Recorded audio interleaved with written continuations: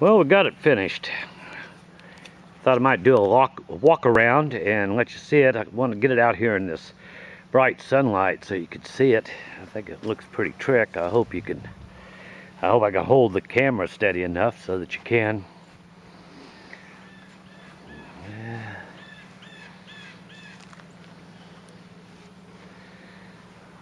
Yeah, pretty neat.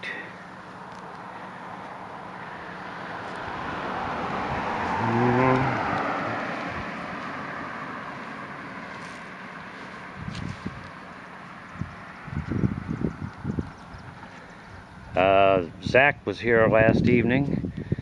He weighs about 220 pounds and he was on it, so my welds must work pretty good. Well, that's it for now. Thanks for watching.